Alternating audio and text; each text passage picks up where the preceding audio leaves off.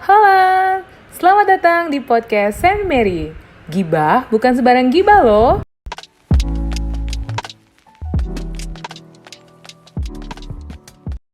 Halo, selamat pagi Jakarta, selamat pagi semuanya, dan apa kabar? Kita berharap kalian semuanya sehat selalu, terlebih kita sudah masuki bulan Ramadan. Siapa yang masih puasa? Kamu tidak puasa sama dong? Enggak dong ya. Kita harus fit, kita harus puasa, karena kan momentum ini nggak setiap hari datang, ya nggak? Nah, hari ini kita akan menemani puasa kalian dengan kehadiran narasumber kita pada pagi hari ini. Namun sebelumnya, saya juga harus menyebutkan tagline kita. Apalagi kalau bukan gibah, bukan sembarang gibah loh. Hari ini kita bukan gibah sembarang gibah, karena kenapa? Kita pasti mau membicarakan sesuatu yang positif, yang memberikan impact dan wawasan buat kalian semua. Nah, hari ini kita mengangkat tema yaitu seputar dengan airlines. Apa sih itu? Dan hari ini kita kehadiran yaitu narasumber kita ada Pak Andy Lukman. Halo Pak Andy, selamat pagi. Halo, selamat pagi juga Mbak Judi. Oke, nah Pak Andy ini adalah GM Operation di JAS. Nah, tahu dong teman-teman apa itu JAS? JAS adalah Jasa Angkasa Semesta. Nanti kita akan berbicara lebih banyak lagi, dan setelah itu baru kita akan berdiskusi ya. Nah, hari ini juga saya ditemani ada beberapa perwakilan dari ada orang tua, ada mahasiswa, dan juga ada dari seorang guru. Saya mau menyapa di Ibu dulu kali ya. Halo Ibu Dinda, selamat pagi. Iya, selamat pagi. Sehat Ibu? Ya, alhamdulillah sehat. Amin. Saya mau menyapa ini mahasiswa kita, Rini. Halo Rini. Iya, halo. Aduh, imut banget suaranya.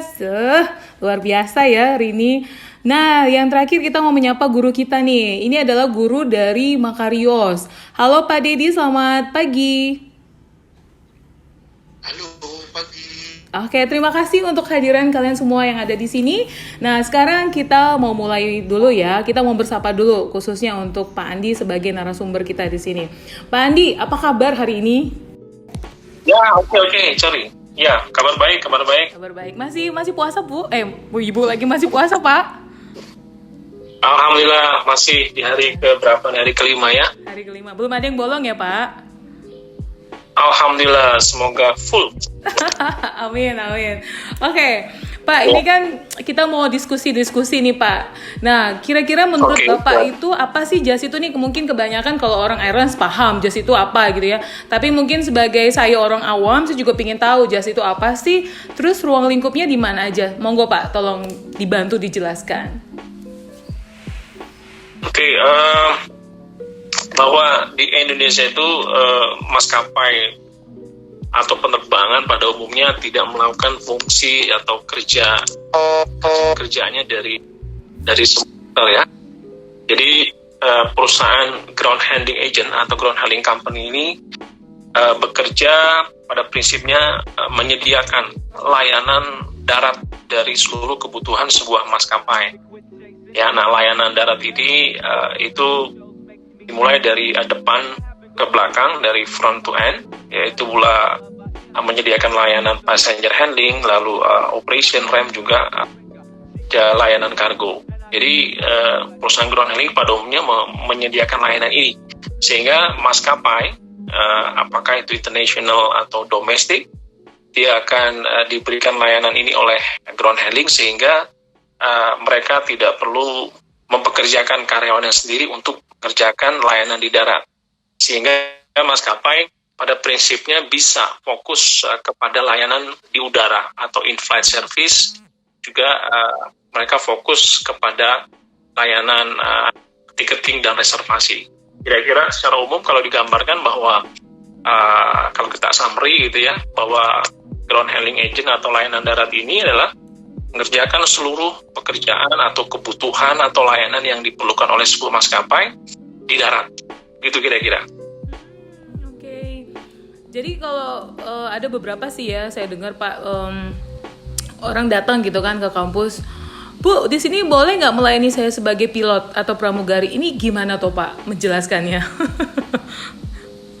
Oke, itu kan sebuah market demand ya, artinya sesungguhnya di Indonesia sendiri bahwa petugas atau personil atau pekerja ini kan dibagi-bagi dalam beberapa secara saya pengen jadi pilot ya berarti ke sekolah-sekolah yang sudah ada gitu ya. Nah, sementara kalau untuk petugas layanan darat ini ya sudah mulai ada lah ya, termasuk Anne Mary juga seperti itu kan? Iya betul Pak. Oke, thank you untuk penjelasannya Pak. Nah, saya mau bertanya dong Pak. Jadi kalau misalnya, bukan misalnya sih Pak, ini terjadi ya, orang datang ke kita udah jelasin tuh tentang airlines, tentang ya mungkin sedikit penjelasan yang dari Bapak tadi dijelaskan itu kita coba share juga ke orang tua. Namun mereka bersikeras nih Pak, menanyakan ini gimana ya Bu, kalau misalnya anak saya jadi pilot boleh nggak sih Bu masuk ke sini, maksudnya ke sekolah Ibu di airlines dan juga pramugari. Ini bagaimana ya Pak untuk bisa mereka tuh paham ini airlines itu bagaimana gitu. Jadi memisahkan dua hal ini kan sesuatu yang tidak mudah juga buat kami sebagai orang awam. Itu gimana Pak? Oke, kalau dari penjelasan barusan saya garis bawahi ada dua hal tuh. Kalau ada orang tua dan calon mahasiswa datang untuk mau sekolah pilot, ya kalau sekolah pilot itu sekolah yang sangat spesifik, di mana sekolah ini memang harus memiliki fasilitas penunjang yang sangat spesifik dan cukup material. Artinya bahwa pertama harus punya pesawat, lapangan udara, lalu juga punya simulator dan seterusnya. Nah itu memang sekolah untuk pilot itu sangat spesifik dan cukup high investment. Nah kalau ada pertanyaan bagaimana peluang anak saya untuk bekerja menjadi pramugari, saya pikir saat ini maskapai juga telah membuat diklat khusus ya, maskapai domestik banyak seperti Garuda, Batik Air, Sriwijaya mereka punya. Namun peluang untuk kampus, universitas itu untuk membuat sekolah khusus pramugari, saya pikir ini masih terbuka, gitu ya. Karena sekolah pramugari itu tidak memerlukan fasilitas khusus yang cukup material, tetapi juga yang terpenting adalah bagaimana sebuah kampus, universitas jika mau membuat pelatihan pramugari ini, ya pastinya seluruh mata kuliah, program studi dan lain-lainnya itu juga sesuai dengan kebutuhan daripada maskapai. Nah, ketika nanti pada saat praktek pastinya dimungkinkan juga tuh untuk kerjasama dengan maskapai yang lain. Jadi itu pertanyaan yang kalau saya bisa lihat pertanyaan how seseorang bisa jadi sekolah pilot dan peluang bagi kampus universitas untuk mengakomodir kebutuhan pilot dan pilot, kira-kira saya bisa gambarkan seperti itu, ya. Nah, pertanyaan kedua, kalau ada orang tua, bagaimana anak saya bisa mencapai cita-cita, mencapai cita-cita ke sana ya sebenarnya nyambung dengan pertanyaan yang tadi, gitu ya. Namun kalau boleh saya sampaikan bahwa pilot dan pramugari tadi adalah bagian dari insan penerbangan yang berada di udara, gitu. Kira-kira begitu. Itu sesuatu yang sebenarnya beda-beda juga ya, sama kalau misalnya kayak orang masuk ke kuliah untuk ambil airlines itu kan ada basic yang mereka ambil gitu ya Pak ya. Nah, seperti yang tadi saya katakan di awal, ini mungkin bukan aja saya mau banyak tanya gitu kan, tapi saya juga sudah kehadiran tamu-tamu di sini gitu ya. Kita mau bertanya dulu nih kepada Ibu Dinda. Halo Ibu Dinda. Halo Ibu Dinda. Halo Ibu Dinda. Iya, halo. Iya, Bu Dinda. Bersambung ya. Jadi saya nih yang banyak tanya nih sumbernya gitu.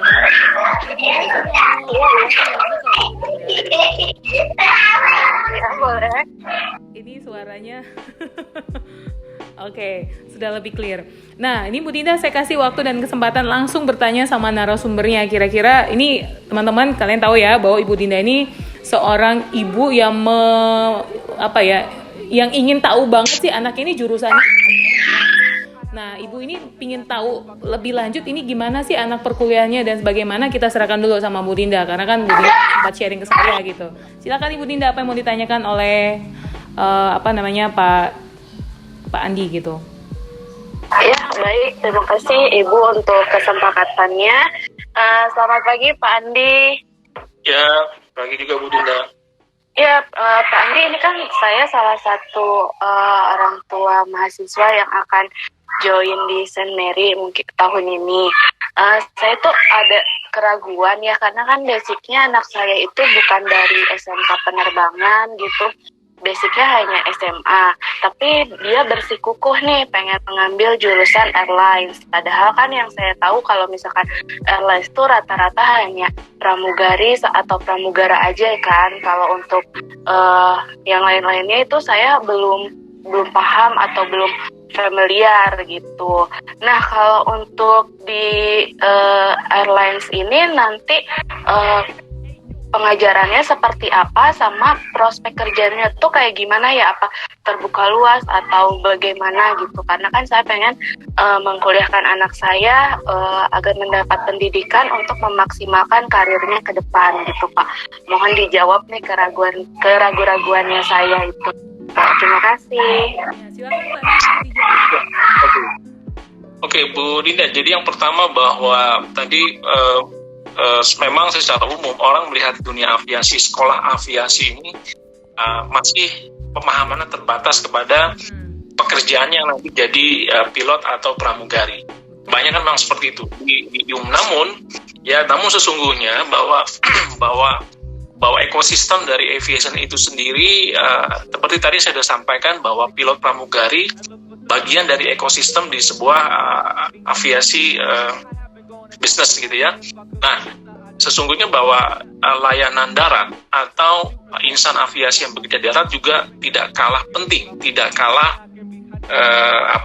memiliki peran utama dalam sebuah proses penerbangan. Nah, jadi tadi ditanyaan bahwa anak saya dari SMA kira-kira sanggup nggak ya? Yang pertama bahwa di penerbangan tidak membatasi bahwa orang mau kerja di layanan darat atau layanan udara, seperti pilot cabin crew, dia dari sekolah umum kah, dari sekolah teknik kah, itu tidak ada batasan khusus gitu ya, sehingga terbuka bagi lulusan sekolah menengah atas yang umum ataupun kejuruan.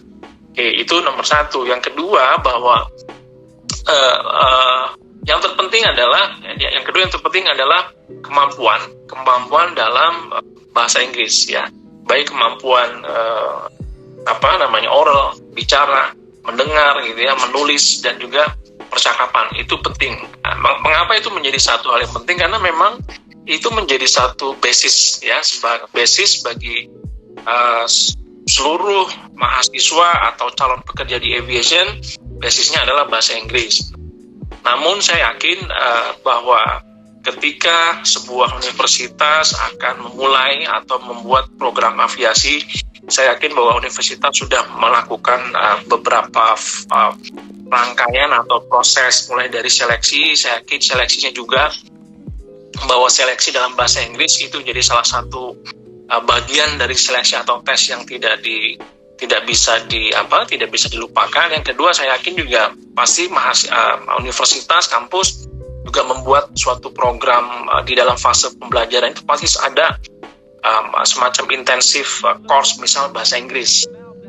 Apakah itu bentuknya active course yang bilingual atau business simulation, itu menjadi penting.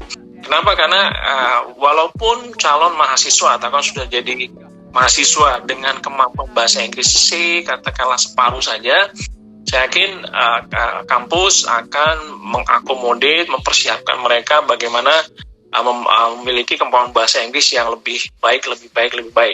Mengapa demikian? Karena seluruh modul, baik modul yang didapatkan secara online maupun yang di kelas, itu semuanya dalam bahasa Inggris.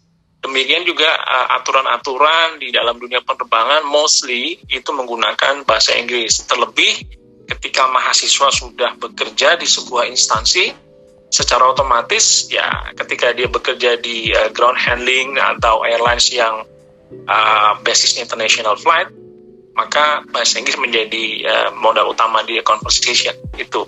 Lalu berikutnya tadi kalau nggak salah ada peluangnya seperti apa gitu ya. Kalau katakanlah anak Ibu Dinda sekolah di sebuah kampus di Saint Mary, peluang kerja ada nggak gitu? Peluang kerja itu selalu terbuka, Bu. Jadi karena memang hari ke hari, tahun ke tahun ya, kalau kita lihat dalam beberapa dekade ke belakang sampai dengan di beberapa tahun ke depan ini, sektor aviasi, penerbangan ya, terutama penerbangan ini menjadi satu penopang ekonomi utama di dalam mendistribusikan pergerakan orang maupun barang gitu ya. Jadi Indonesia tidak akan bisa maju kalau sektor aviasinya juga tidak tumbuh gitu ya. Indonesia ekonomi dan pariwisatanya juga tidak akan maju kalau sektor penerbangannya tidak berkembang, sehingga peluang bekerja itu akan terus terbuka. Kalau kita lihat berita, kita lihat program pemerintah itu kan dalam 2 tahun terakhir sangat gencar bagaimana melakukan pengembangan atau mengupgrade ya bandara-bandara yang lama seperti seperti di Jogja, Kulon Progo itu kan, Bandara Adi Sucipto sudah dibuat lagi bandara baru di Kulon Progo. Lalu berikutnya Bandung, Hussein Sastra Negara. Sekarang pemerintah juga membuat bandara baru lagi di Kertajati.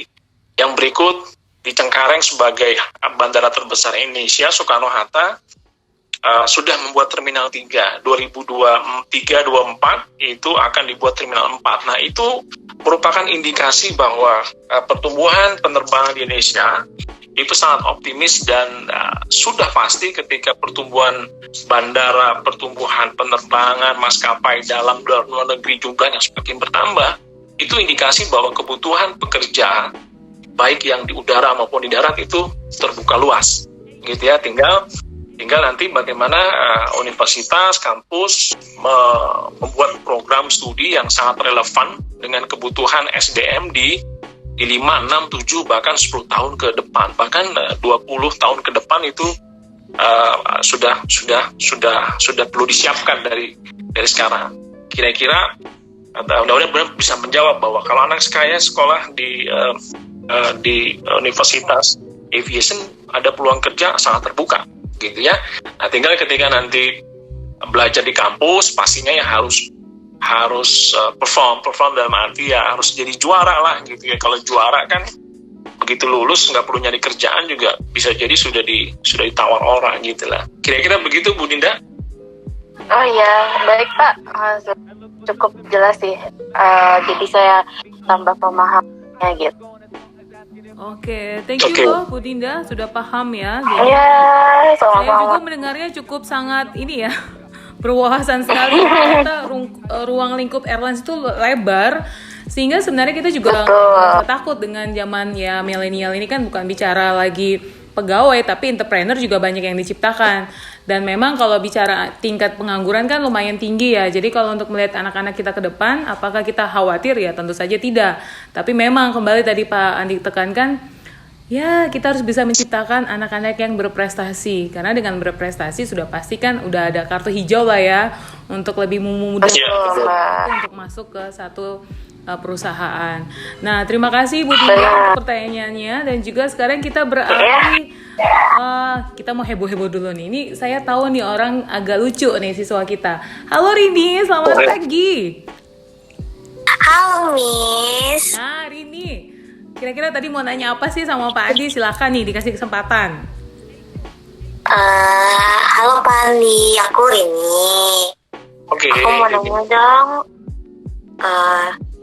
Kira-kira kalau kita kuliah atau bekerja di bidang penerbangan, benefitnya apa ya Pak? Oke. Hanya itu aja? Itu aja sih Pak. Sebentar, Pak. Dia kayaknya 2 pertanyaan Pak. Kuliah sama bekerja itu 2 hal yang berbeda. Kalau kuliah itu masih statusnya mahasiswa, tapi kalau sudah bekerja itu udah masuk alumni. Jadi dia udah ready untuk ke dunia yang baru gitu, Ibu. Aduh, gimana sih Bu Rini? Oke, dari ini dulu kali ya Pak Andi ya, satu-satu kali Pak. Yang pertama mungkin sebagai seorang mahasiswa, apa sih benefitnya mempelajari airlines? Terus baru ke setelahnya itu gimana itu Pak? Ini anak mahasiswa banget nih. Oke. Jadi ada 2 fase ya. Fase ketika menjadi mahasiswa bagaimana benefit dan kedua ketika bekerja nanti. Oke, yang pertama ketika menjadi mahasiswa ya. Oke, tadi disampaikan bahwa sekolah khusus aviasi yang khusus mempersiapkan SDM untuk airlines business itu di Indonesia masih terbatas jumlahnya. Ya, sehingga mahasiswa yang tadi di Indonesia masih terbatas, sementara peluang bekerja ini tahun ke tahun, tadi saya sudah sampaikan untuk Ibu Dinda tadi, itu semakin tahun ke tahun peluangnya bertambah. Ya, mungkin sebelum menjawab itu tadi saya tambahkan lagi beberapa informasi tentang peluang bekerja dan perkembangan dunia aviasi di Indonesia. Kalau kita lihat 5-6 tahun ke belakang gitu ya, di tahun 2015 pergerakan penumpang di Indonesia sudah sekitar 102 juta orang, atau tumbuh 2,41% dibanding 2014. Demikian juga di 2016 itu tumbuh 14,73% di Indonesia ya, atau pergerakan 117 penumpang.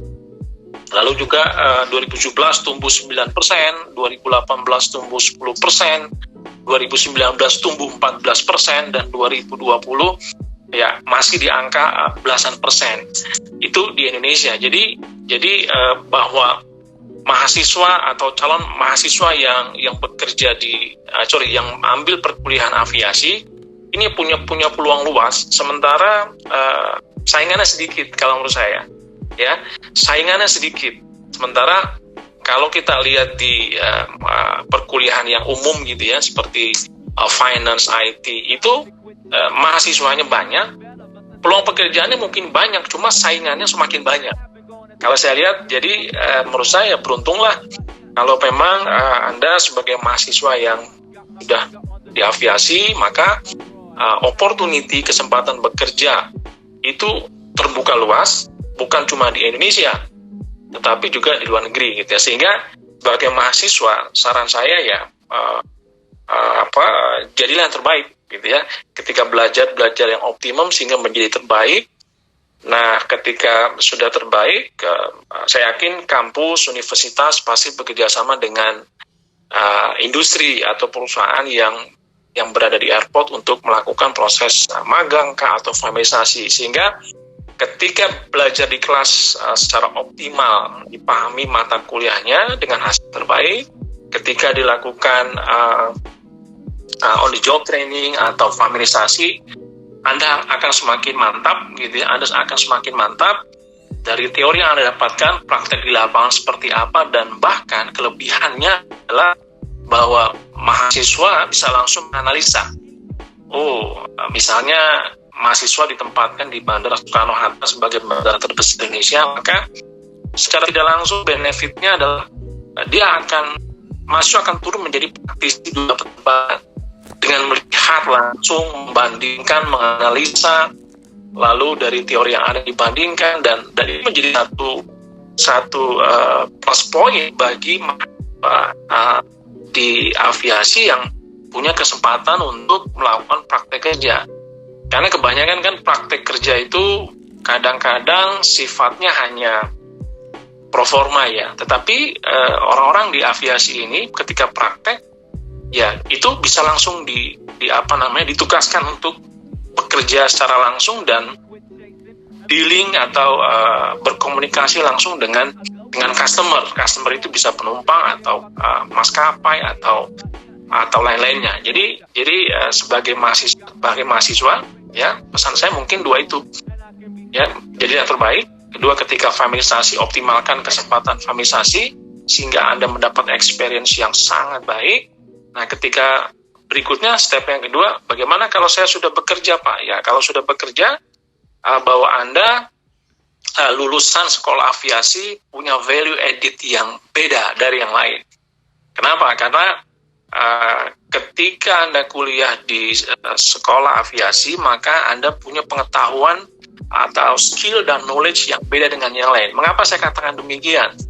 Bahwa kampus sudah mempersiapkan mata kuliah yang bukan saja terbaru, bukan saja terkini, tetapi menjadi fundamental basis, dan bahkan beberapa mata kuliah saya yakini itu sudah advance. Sehingga ketika Anda nanti di lapangan pekerjaan, ya, dengan background aviation, itu secara skill knowledge background-nya sudah beda dengan yang lain.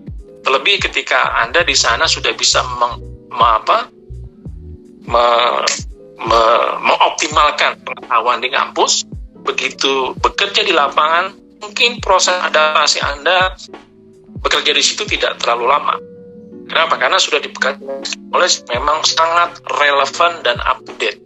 Sehingga saya yakin bahwa kalau Anda di kelas dan difamisasi bagus, ketika kerja nanti itu akan bisa jadi rising star gitu ya. Kenapa rising star? Karena pengetahuan sudah prima, sudah lengkap. Pada proses familiarisasi atau on the job training Anda semakin matang, begitu kerja Anda sudah siap. Jadi perusahaan juga akan diuntungkan dengan skill knowledge pengetahuan yang Anda punya, maka cost training mungkin nggak ada, perusahaan nggak perlu mengeluarkan biaya training. Anda sudah memiliki knowledge, tinggal di deploy saja cukup. Jadi ya the win-win situation buat mahasiswa dengan background aviation. Begitu juga dengan perusahaan. Mereka tidak perlu capek-capek invest, nyekolahin, bikin training Anda, karena biasanya karyawan baru itu, ya yang non-aviation itu butuh beberapa bulan bagi sebuah perusahaan untuk memasukkan mereka ke dalam diklat.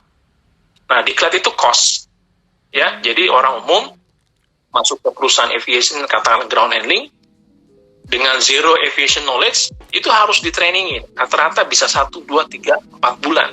Depends on, dan itu menjadi cost buat perusahaan. Tapi ketika Anda lulus dengan skill knowledge yang sudah advance, perusahaan akan say, wah thank you, good, so tidak perlu lagi investasi di situ. Dan keuntungan kedua adalah Anda sebagai karyawan baru misalnya, sudah punya value added dibandingkan yang lain. Nah, gitu kira-kira. Bisa menjawab? Wow.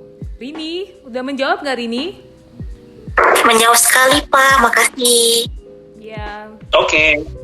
Ya, itu keren ya. Skill, knowledge, kalau sudah advance itu value-nya udah luar biasa. Jadi kita akan berbicara nanti. Saya jadi mau nanya, tapi porsi saya masih belum bertanya nih sekarang. Saking banyak yang ada di benak saya, mau saya juga tanyakan ke Pak Andi. Nah, saya juga akan mau melanjutkan pertanyaan berikut ini ada dari Pak Dedi. Tadi kan Pak Dedi ini dari sekolah apa Pak? Makarius ya Pak ya? Halo Pak Dedi.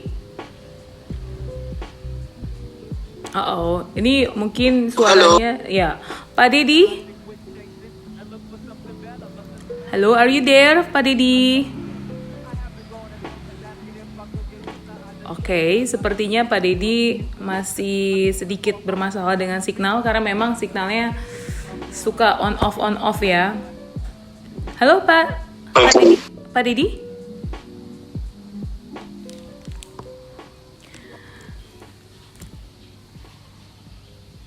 Atau mungkin saya langsung bertanya dulu kali ya sambil nunggu Pak Dedi bergabung bersama kita. Oke, Pak Andi, tadi kan Pak Andi sudah menjelaskan, which is itu pemaparannya sangat baik sekali ya. Jadi dari orang tua dan juga Rini sebagai mahasiswa juga paham untuk apa yang diambilnya. Bicara tentang airlines pasti sesuatu yang so very different, karena kalau misalnya jurusan yang lain itu sesuatu yang mungkin kita biasa mendengarkannya. Tapi kalau untuk airlines kan tadi penjelasannya juga cukup oke ya. Nah, tadi kan dibilang jika ada satu kampus, ini kita bicara pasti Saint Mary ya. Ini kan kita lagi bahas Saint Mary dengan narasumbernya gitu. Nah, Saint Mary ini sudah menyiapkan yang namanya persiapan dari skill, knowledge gitu. Nah, apakah kalau misalnya let's say kita bicara JAS ini kan satu tempat yang dimana akan mempekerjakan teman-teman yang sehubungan dengan punya background yang sama gitu, seirama dengan si JAS ini. Nah, Pak, kalau Saint Mary sudah menyiapkan kebutuhan yang diperlukan oleh JAS, seberapa besar mereka boleh mendapatkan pekerjaan di sana? Tidak perlu yang namanya training lagi, karena kan tadi kelebihan dari Saint Mary yang mau saya tarik di sini adalah bahwa apa yang menjadi kebutuhan dari JAS sebisa mungkin kita menciptakan yang namanya mungkin istilahnya diklat dari dalamnya dulu gitu, udah dilatih apa yang si JAS minta, kita udah adopt semuanya sehingga ketika mereka sudah selesai dalam bangku kuliah, mereka sudah siap dan siap untuk dipasarkan dari segi skillnya mereka. Nah, kalau menurut Pak Andy sebagai GM daripada JAS, jika Pak Andy mendapatkan kandidat-kandidat dari Saint Mary yang memang sudah siap untuk dipasarkan untuk skillnya mereka untuk bisa mereka membantu JAS, apakah berapa persen ini kayaknya sesuatu yang enak banget nih. Kira-kira berapa persen sih Pak potensi mereka untuk bisa masuk di JAS? Apakah sudah termasuk jalan tol? Wah, nggak ada hambatan lagi atau bagaimana Pak? Oke, baik. Pertama, pastinya Saint Mary kampus yang sudah mempersiapkan seluruh program studinya sesuai dengan IELTS atau ground handling requirement-nya, itu nomor 1. Dan berikutnya bahwa tadi saya sudah sampaikan kepada Mbak siapa itu sebagai mahasiswa bahwa harus berprestasi, gitu ya. Pastinya ketika berprestasi, ya bukan cuma satu perusahaan, bisa jadi 2-3 perusahaan pun bisa menjadi opportunity mahasiswa untuk bekerja. Nah, kalau ditanya berapa persen, ya tadi saya sampaikan bahwa value added. Ketika seorang mahasiswa lulusan mahasiswa aviation memiliki value added lebih, pastinya dalam proses recruitment, dalam proses seleksi ini menjadi prioritas karena memang bahwa perusahaan, industri, PT JAS dan lainnya akan mengutamakan orang-orang dengan background aviation dulu. Kalau nggak ada, baru yang lain. Nah, jadi jalan tol atau tidak, ketika perusahaan sudah memprioritaskan lulusan aviation, ya lulusan aviation misalnya Saint Mary, itu sudah jalan tol tuh, karena ini akan menjadi prioritas dipilih. Namun balik lagi, ketika seleksi, ini kembali ke manusianya ya, kembali ke mahasiswanya. Kalau the best sudah menjadi terbaik, karena proses seleksi di sebuah perusahaan itu sama di JAS nomor 1 bahasa Inggris. So skill knowledge aviation harus bagus. Oke. Nah, yang nomor 1 adalah sebelum ditanya skill knowledge adalah bahasa Inggris. Jadi ketika interview itu di maskapai atau di ground handling company, itu pasti dengan bahasa Inggris. Jadi kalau ketika masuk conversation seleksi tesnya dengan bahasa Inggrisnya sudah bagus, sudah oke. Nah, itu udah lancar tuh untuk proses berikutnya. Karena again bahasa Inggris sebagai nomor 1. Jadi saya pikir bisa menjawab bahwa value added yang dimiliki mahasiswa lulusan Saint Mary dengan background skill knowledge aviation yang advance itu jadi modal utama untuk menjadi prioritas dilakukan proses seleksi. Tinggal seleksi itu saya kembalikan kepada mahasiswa masing-masing. Kira-kira begitu, Pak. Jalan atau ya, karena memang yang dicari adalah lulusan mahasiswa dengan latar belakang disiplin ilmu yang selaras dengan bisnis perusahaan. Nah, teman-teman semua yang ada di rumah sudah mendengarkan dong ya, bahwa Saint Mary berupaya untuk bisa mengambil kebutuhan yang mungkin JAS perlukan gitu ya. Jadi kita sudah bisa memberikan pengetahuan, knowledge atau ya skill-skill yang dibutuhkan sehingga tadi seperti Pak Andi katakan ya kita meminta untuk jalan tol. Tapi yang membuat jalan tol ini bagus apa enggak kan kita sendiri. Khususnya tadi kan the most important kita punya skill untuk dalam berkomunikasinya bahasa Inggris. Kenapa sih harus bahasa Inggris? Ya masa bahasa Batak ya. Karena kan kita berkomunikasi dengan dunia luar. Ya which is dunia luar itu pemersatunya bahasanya cuma satu, bahasa Inggris. Mungkin bisa aja sih bahasa Mandarin, cuman kan Mandarin ya mungkin ada nomor 2 bahasa di dunia sekarang. Tapi yang sekarang lagi menjadi kebutuhan adalah bahasa Inggrisnya harus baik gitu. Nah, sekarang kita beralih ke Pak Dedi. Ini Pak Dedi udahkah bisa dihubungin? Pak Dedi, halo? Halo. Oh, oke. Pak Dedi, sorry ya. Halo, sudah Ibu. Jadi pertanyaan Iya. Pak Dedi. Iya. Nggak apa-apa Ibu. Iya. Cerita sama Pak Andi juga. Iya. Kira-kira Iya. Pak Dedi ada yang mau ditambahkan atau mungkin ada mau yang ditanyakan dengan narasumber kita pada pagi hari ini? Halo, selamat pagi Pak Andi. Pagi Pak Dedi, silakan. Iya. Menarik sekali ya, tadi saya dengar juga panjang di guru dari satu SMA ya di Jakarta ini. Mungkin mau bertanya tentang tadi sebenarnya sudah disebutkan sedikit, tapi mungkin mendalam aja. Saya punya murid-murid, nah kira-kira untuk kayak 12 gitu kan, hampir lulusan nih ya Bu Judit ya. Nah ini mereka selalu bertanya pada saya gitu, kira-kira sih bedanya kalau mau ambil jurusan aviasi penerbangan itu dengan jurusan-jurusan yang yang familiar ya, ekonomi, mungkin kedokteran, dan anak-anak kalau ditanya mau jadi apa, mau ekonomi, mau ambil politik sebagainya gitu. Nah jarang kan yang kalau kita tahu ada penerbangan loh, itu apa ya, mungkin menjadi pertanyaan dan tentu pasti bisa menjelaskan, akan bisa menjelaskan kembali ke saya gitu. Begitu sih pertanyaannya Bu Judit. Cukup didengar Ya. Pak Andi, atau mungkin bisa diulang atau gimana Pak Andi? Oke, bisa. Oke, silakan Pak Andi dijawab. Oke, baik. Bahwa ya sekarang lulusan siswa kelas berapa sekarang, kelas 12 ya, memang itu posisi di mana dia bingung ya mau kemana gitu. Sementara kalau lihat pada umumnya orang akan ambil kuliah di sekolah-sekolah atau di fakultas yang memang udah umum, yang sudah biasa. Nah, memang penting yang tadi mungkin Pak Dedi selaku guru mungkin bisa disampaikan saja bahwa tadi saya sudah jelaskan bahwa kebutuhan SDM di bidang aviasi ke depan terus akan berkembang. Faktanya bandara di Indonesia semakin bertambah, jumlah penerbangan, jumlah penumpang, itu fakta bahwa kebutuhan SDM yang skillful, yang khusus, yang memang sekolah aviasi ini memang saat ini terbatas jumlahnya.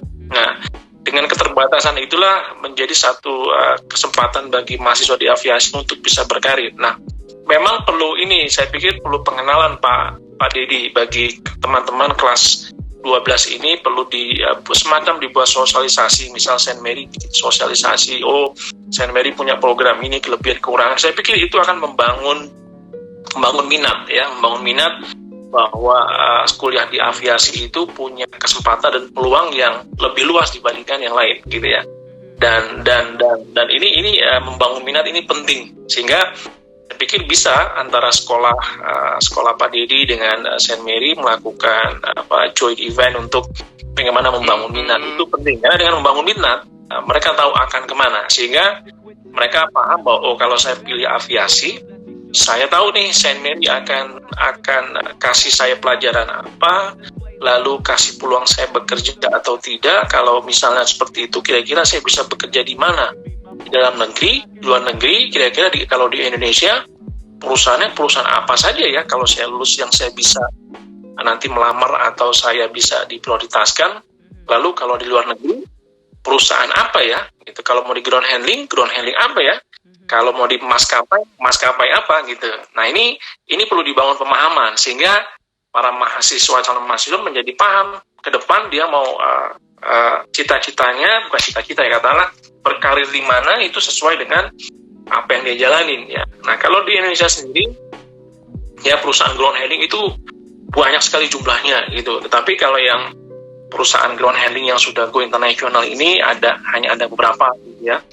Ada seperti di JAS, Gapura, lalu juga yang sudah masuk di Indonesia ada Menzies Aviation gitu. Nah kalau di luar negeri peluangnya juga banyak juga gitu ya. Seperti di Kuala Lumpur ada Kuala Lumpur Airport Services, di Abu Dhabi ada Abu Dhabi Airport Services, di Doha ada Qatar Aviation Services, lalu di Dubai ada Denata. Nah ini peluang kerja yang sangat terbuka, dan pengalaman saya selama kira-kira hampir 24 tahun di aviation industry ini, sesungguhnya banyak juga kok karyawan-karyawan dari maskapai domestik atau dari ground handling di Indonesia itu mereka hijrah bekerja di luar negeri. Kenapa? Karena mereka tahu di luar peluangnya juga nggak kalah gede dengan di Indonesia. Yang kedua ya salary based on kompetensi dan kalau bicara di luar kan sudah bukan rupiah lagi gitu. Jadi opsi bekerja dalam dan di luar pun terbuka luas. Makanya membangun persepsi penting. Begitu masuk di kampus juga jadilah yang terbaik. Begitu job training tunjukkan tunjukkan kemampuan dengan maksimal, skill yang baik, sehingga punya peluang bukan cuma di dalam tapi di luar negeri. Berkarirnya tidak terbatas pada satu negara lah. Jadi membangun persepsi penting, sekolah dengan kampus dibangun, diberikan pemahaman, program kerja, dan saya yakin juga Saint Mary pasti program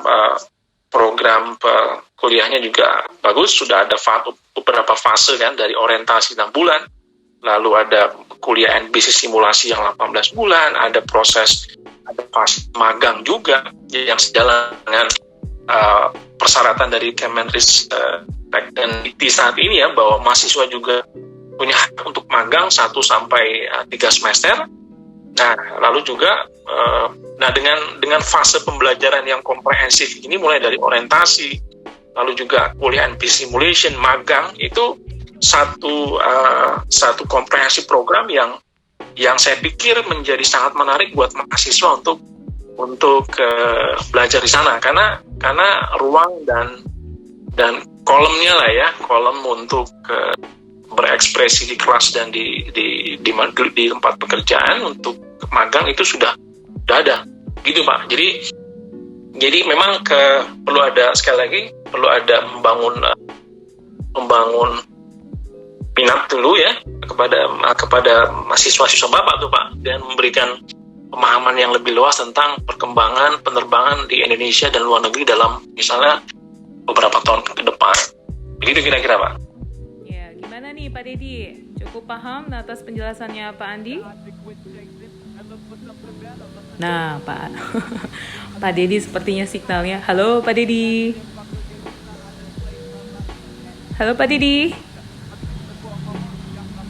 Aduh, nih signal kita memang kurang baik ya hari ini, tapi saya rasa teman-teman di rumah sudah pada mendengar untuk pemaparan dan pemahaman yang sudah diberikan kepada kita. Ya, let's say kita orang awam tidak paham, tapi dengan kehadiran Pak Andi hari ini kita boleh mendapatkan wawasan juga seputar dunia airlines dan bagaimana kedepannya pekerjaan kita, khususnya anak-anak yang interest untuk masuk dalam dunia airlines. Nah, Pak, saya mau tanya, ini kan tadi Bapak bilang sudah 24 tahun ya masuk dalam dunia airlines, which is itu Bapak masih muda banget. Karena saya udah ketemu Bapak, terus Bapak bilang 24 tahun, wow, itu angka yang tidak main-main ya. Karena saya tahu untuk zaman milenial sekarang Pak, itu temukan seorang yang loyalitas itu sepertinya mencari jarum kami ya. Itu susah sekali. Susah ya? Ini bagaimana kiat Bapak? Sebelum kiat ya, saya agak curious. Ini kira-kira Bapak masuk di dalam dunia airlines ini umur berapa Pak? Itu cukup ya milenial ya, karena memang setelah lulus dari salah satu sekolah penerbangan di Indonesia, saya langsung bekerja. Karena dulu kan sekolah penerbangan hanya D3 ya. Lulus SMA, ya masuk D3 langsung kerja. Ya umur saya 21, 22 waktu itu. Nah, jadi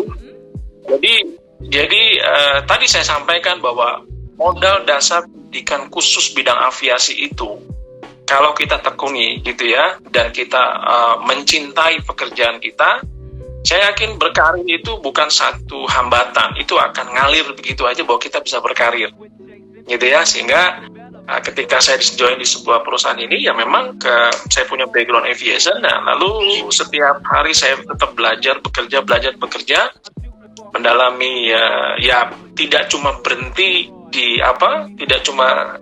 di cukup puas dengan pendidikan aviation yang pernah saya dapat, tetapi teruslah mengembangkan, mengasah kemampuan, belajar sehingga ya saya lanjutkan S1 saya lanjutkan S2 saya, tidak berhenti sampai di S1 S2, saya masih ambil juga professional certification, lalu ya juga lanjut saya ambil diploma aviasi. Passion ya, saya punya passion di aviation, saya juga hobi belajar, sehingga buat saya bekerja dan belajar ini harus balance. saya nggak cuma mau belajar aja, tapi saya juga harus bekerja. Nah, ketika seorang karyawan, katakanlah saya begitu ya, ketika saya punya balance life yang bukan cuma bekerja tetapi juga belajar, nah ini akan semakin membuat membuat saya enjoying pekerjaan, dan udah deh saya nggak mau kemana-mana lagi. Karena rupanya saya pahamin bahwa dunia aviasi, dunia pekerjaan yang very dynamic, setiap detik berubah, gitu ya. Tidak melulu ngebahas tentang satu hal yang konstan, enggak. Very dynamic, ya. Karena memang aturan dari sisi regulation pun setiap saat berubah. Nah ini merupakan challenge buat saya, sehingga orang-orang penerbangan itu harus juga bisa beradaptasi dengan apapun juga gitu ya. Nah jadi berkarir sekian lama ya alhamdulillah sih, saya memang menikmati pekerjaan saya. Saya bisa menikmati karena saya juga nggak melulu kerja. Kalau mungkin saya cuma melulu kerja aja gitu ya, bosan barangkali ya. Tetapi saya balance dengan juga menambah skill. Jadi balik lagi 24 tahun memang saya nggak kerasa juga, Mbak Jerit. Tidak merasakan bahwa saya udah selama itu bekerja, tapi I really enjoy to be aviation community, dan memang ini networking yang tidak terbatas. Aviation itu sebuah kegiatan perusahaan bisnis yang tidak terbatas. Jadi by network akan terus tambah, teman akan terus tambah, partner dari maskapai asing luar negeri akan terus tambah, sehingga dinamika ini yang membuat saya sendiri menjadi happy, enjoying kerja di sini yang udah 24 tahun nggak kerasa. Gitulah kira-kira. Ini menarik banget ya. Saya baru tahu hobi itu belajar. Hello. Hobi adalah belajar, ya. Itu luar biasa banget ya. Jadi generasi milenial, come on. Hobi bisa dikatakan juga belajar. Padahal nih Pak Andi, ini saya udah bikin nih beberapa list. Nanti saya mau nanya hobinya apa. Lah ini udah dijawab, hobinya belajar. Saya jadi langsung dijawab ya. Iya, langsung saya kunang-kunang ini gimana toh gitu ya. Ini sesuatu yang unik sekali ya. Bahkan jika kita enjoy, tadi kalau misalnya Pak Andi ngobrol kan, itu kita kayak menikmati kita bekerja dan kita lupa dong udah berapa lama kita di situ. Iya nggak Pak? Nggak kerasa. Dan kalau udah enjoy kan ya betul. Dan itu bisa dipastikan karena kita sudah menemukan passionnya Pak Andi kan, ternyata dunianya sudah ditemukan. This is my life.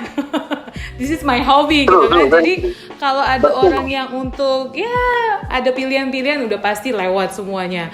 Nah itu sesuatu yang sangat amaze ya buat saya pribadi, karena kan di dalam pekerjaan kan nggak ada yang konstan. Tapi kalau tadi Pak Andi bilang itu dinamik ya.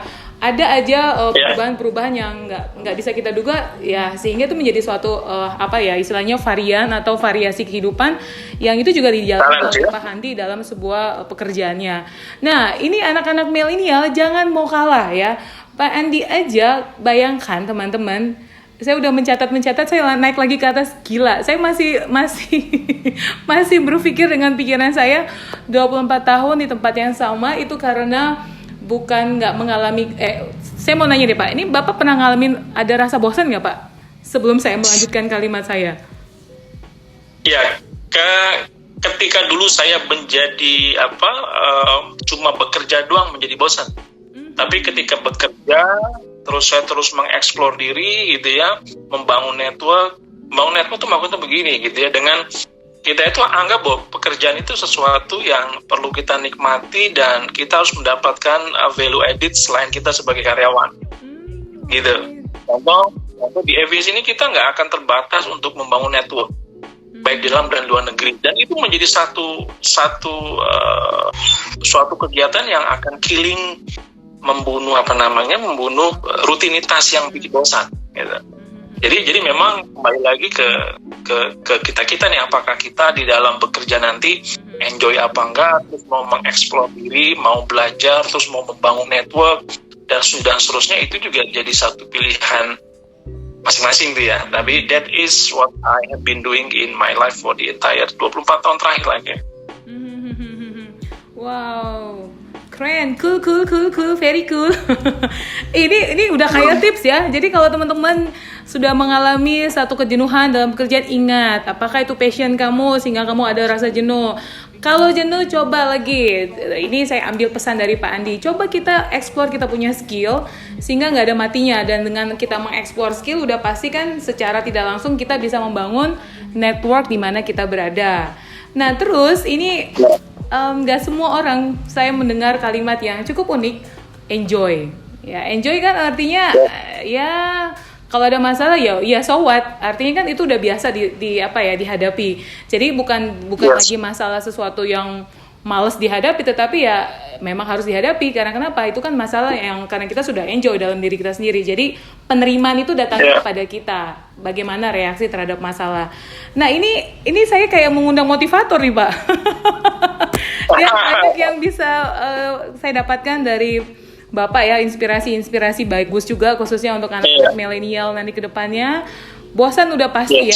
Orang Pak Andi juga udah pasti pernah menemukan rasa bosan, tapi dia switch. Saya harus menemukan apa? Ketidakpuasannya Pak Andi untuk belajar ini membuat saya juga kayak wow ya, sudah yang mungkin dulunya D3 dilanjutin S1 terus ambil lagi S2, nanti ada lagi kalau misalnya pelatihan apa diambil. Pertanyaan Pak, nggak pernah bosan Pak belajar? Tadi saya bilang it's part of my hobby to say that. Memang mungkin naif sebagian orang dengar, tapi ya membaca itu kan membuka dunia ya. Ketika kita membaca, belajar, kita membuka dunia. Udah selesai. Kita nggak perlu ke sebuah negara, kita nggak perlu tahu sebuah pabrik. Dengan baca kita bisa dapat inspirasi. Make it simple aja lah. Iya, pertanyaannya Pak, emang Bapak nggak perlu ketawa? Bapak nggak perlu bersosial? Oh perlu dong. Jadi kan kita harus bisa atur waktu lah, ya kan, kapan kita membaca itu kan sekarang bukan cuma harus pegang buku ya, online di handphone sambil ketawa orang kira kita lagi chat padahal baca bisa juga kan gitu ya. Jadi kehidupan sosial, kehidupan berkeluarga tetap is balance lah ya. Jadi tetap harus dijalani semua tuh gitu supaya tidak ada kebosanan di satu titik. Kalau orang udah bosan kerja repot lah. Jadi gimana membuat suasana kerja itu lebih hidup dan semakin berkinerja baik ya salah satunya cara menurut saya itu. Oke. Luar biasa ya. Saya sampai speechless. Mau tanya apa? Soalnya ini benar-benar memotivasi ya. Pak, saya mau tanya dong Pak, selain belajar, untuk olahraga apa yang Bapak suka? Olahraga yang suka banyak, cuma yang bisa dilakukan jadinya sedikit gitu ya. Olahraga simpel, ringan, lari itu, jalan kaki, lari itu dilakukan lah setiap minggu dengan anak dan istri ya. Ya olahraga lain juga ada lah ya, seperti bola, kadang juga kalau waktu cukup ya sedikit ngukur jalanan di lapangan golf gitu. Ya bermain golf sambil ngobrol kanan kiri, bukan cuma olahraga tapi di situ juga tempatnya di mana saya bisa bekerja dan membangun network. Katanya begitu dan memang begitu lah kira-kira. Kirain tadi lari dari kenyataan Pak, enggak ya? Oke, nice ya. Benar-benar ya, seorang Pak Andi ternyata sangat ketat banget untuk membagi waktunya. Bisa olahraga, tapi lihat dulu ya Pak ya, menyesuaikan berarti dong Pak. Yes, betul. Pak, ini bicara airlines, kira-kira ini selama 24 tahun, suka duka Bapak di dunia airlines itu apa? Saya mau tahu yang dukanya dulu deh sebelum sukanya. Duka apa ya? Kalau saya sendiri mungkin dukanya ketika industri penerbangan sedang terganggu barangkali ya. Kalau hal-hal yang kecil seperti biasanya di perusahaan itu kan yang menjadi salah satu isu adalah turnover. Seperti di service industry.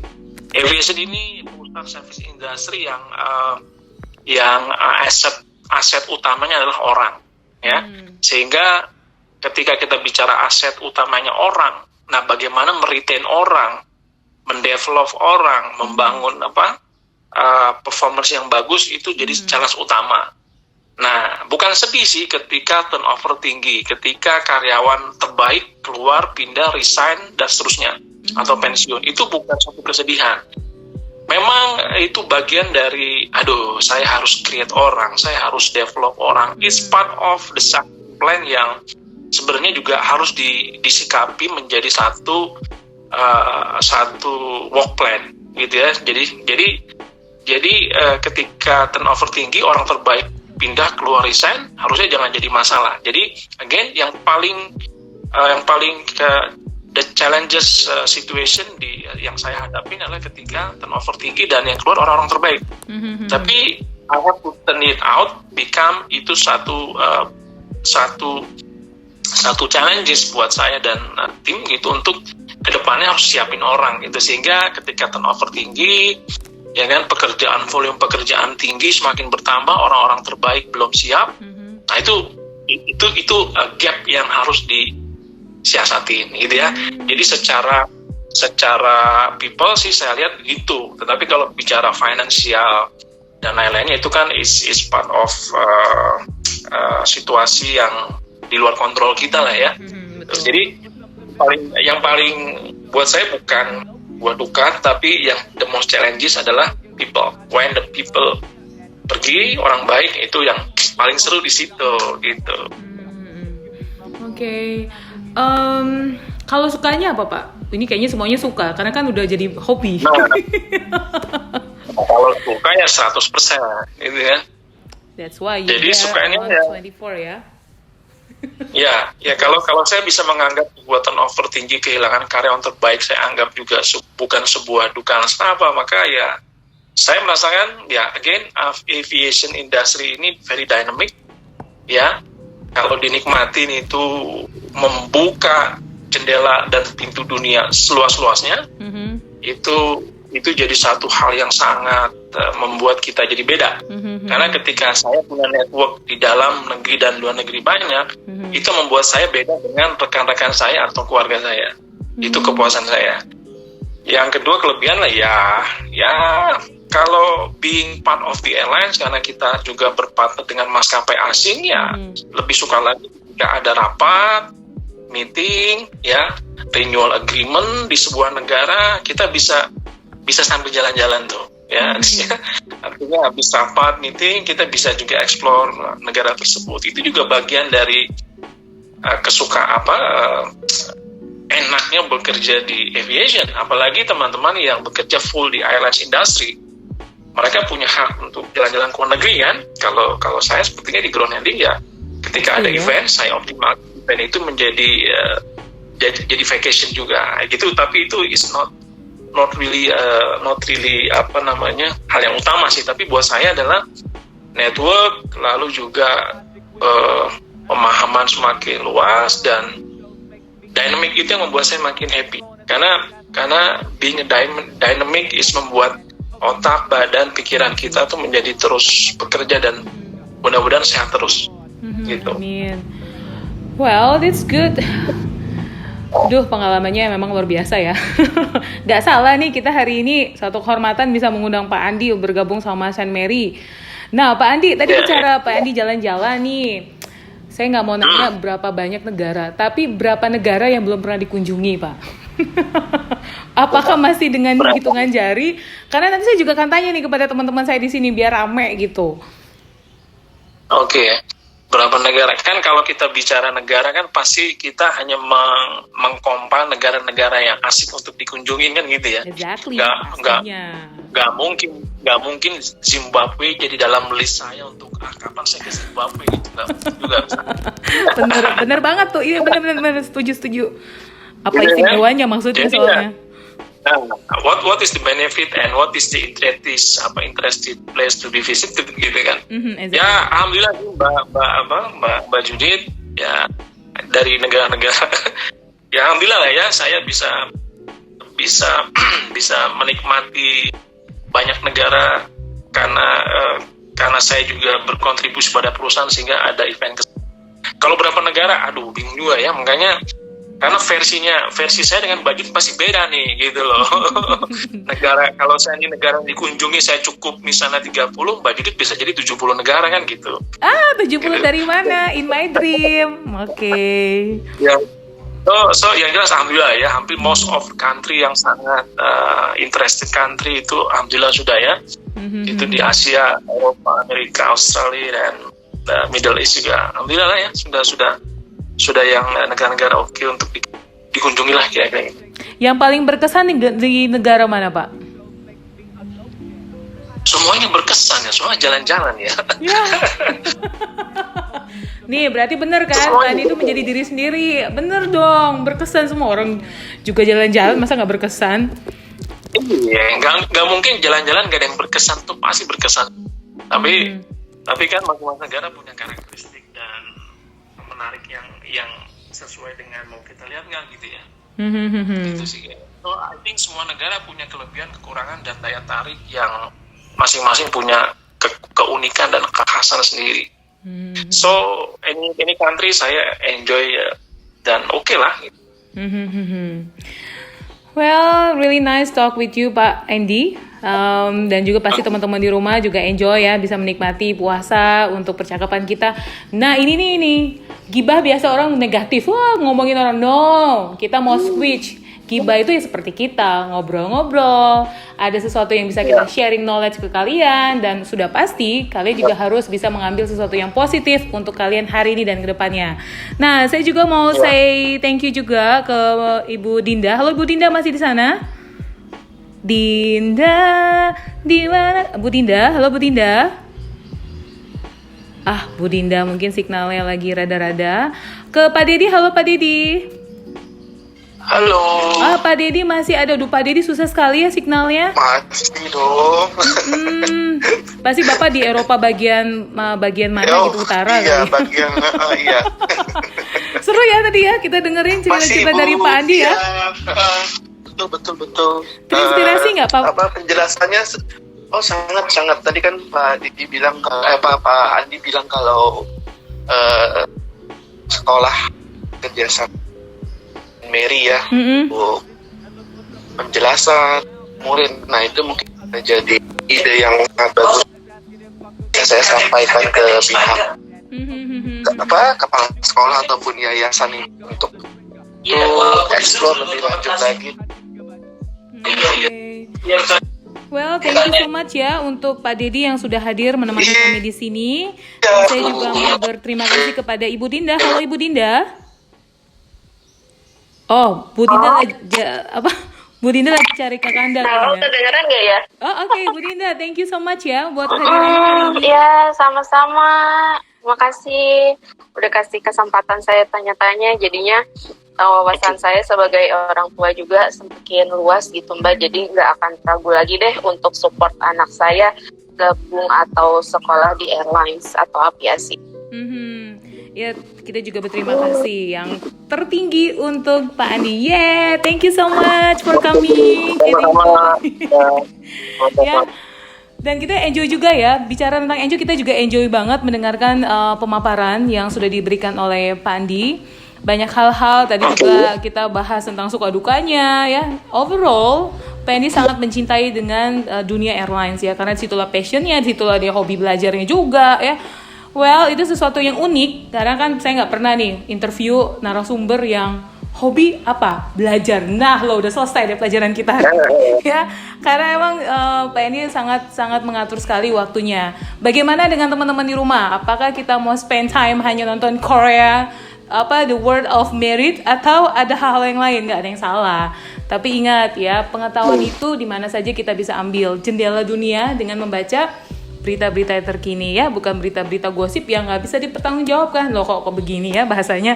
Ya, jadi kita sangat senang sekali karena hari ini kita boleh berbicara langsung, bertanya-tanya langsung kepada Pak Andy. Dan Pak Andy, saya mau kasih waktu Pak Andy untuk memberikan arahan atau tips kepada anak-anak yang mendengarkan podcast kita pada hari ini. Adakah yang ingin disampaikan supaya mereka tetap semangat menjalani cita-cita mereka, untuk supaya ada role modelnya seperti Pak Andi ya, yang tetap fokus sehingga Pak Andi selama 24 tahun gak ada rasa boring, tetap mau mengeksplor skillnya, dan jadilah Pak Andi sekarang ini. Silakan Pak Andi. Oke, so kalau saya coba summarize bahwa berkarir gitu ya, kadang kita belum bisa memastikan kita akan berkarir di mana. Tetapi bagi rekan adik-adik yang di SMA kelas 12, ketika harus memutuskan untuk berkarir di dunia yang mana, di bidang apa, maka itu nomor satu. Jadi tentukanlah Anda mau berkarir di mana dulu, gitu ya. Karena kalau Anda belum punya rencana karir, mau karir di mana, sekolah dimanapun, di fakultas apapun, Anda nggak akan bisa optimal, gitu ya. Nah, jadi itu nomor satu, temukan masa depan Anda mau berkarir di mana, itu nomor satu. Karena dengan menemukan karir, tempat kerja, jenis pekerjaan yang mau kita pilih di masa depan, itu akan menentukan sekolah apa yang mau saya pilih, sehingga itu menjadi inline ya. Ketika sudah ketemu mau berkarir misalnya di aviation, ya Saint Mary salah satu tempatnya.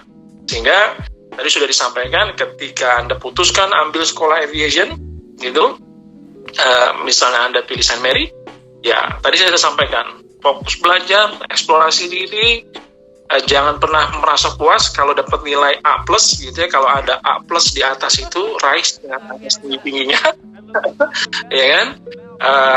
Menjadi lulusan mahasiswa terbaik dengan summa cum laude itu bukan satu catatan atau satu tiket untuk Anda bisa sukses berkarir, belum tentu juga. Oke. Yang berikutnya adalah ketika Anda sukses di kampus ya di Saint Mary, maka totallah Anda dalam berkarir di tempat pekerjaan yang nanti Anda pilih di ground handling atau di airlines. Nah, ketika Anda total ya, Anda temukan passion Anda, disitulah Anda akan bisa menyenangi pekerjaan. Ya, belum mencintai pekerjaan, belum mencintai perusahaan, tapi menyenangi pekerjaan aja dulu. Ketika sudah menyenangi pekerjaan, saya yakin bahwa Anda tidak akan pernah merasa bosan. Justru Anda akan semakin termotivasi untuk bukan cuma bekerja, tetapi juga mengeksplor kemampuan diri yang lainnya. Jadi kira-kira sih begitu ya. Jadi generasi muda, buat saya, syukur-syukur Anda bisa tentukan mau berkarir di mana, pilih sekolah yang terbaik. Kalau sekolah terbaik Anda mau aviation, ya di Saint Mary tempatnya. Lalu setelah itu menjadilah mahasiswa yang terbaik, bukan cuma semuanya A++ saja, tetapi ketika Anda harus job training, dapatkan pengalaman job training semaksimal mungkin, raih peluang bekerja. Ketika Anda sudah bekerja, berkarir dan senangi pekerjaan Anda. Begitu aja kira-kira. Oke. Thank you so much Pak Andy buat waktunya dan berbagi dengan kami di sini, teman-teman dari Saint Mary, dan semoga hari ini kami bisa menginspirasi teman-teman juga yang di rumah, dan sampai ketemu kembali di podcast berikutnya dengan tema-tema yang menarik juga. Hello, kita kembali untuk ke tagline berikutnya. Gibah bukan sembarang gibah loh. Dan hari ini kita akan menutup kita punya podcast hari ini. Terima kasih semuanya. Terima kasih Pak Andy dan juga terima kasih Bu Dinda dan Rini. Semoga kita boleh bertemu di lain kesempatan. Terima kasih dan selamat pagi. Sampai ketemu kembali.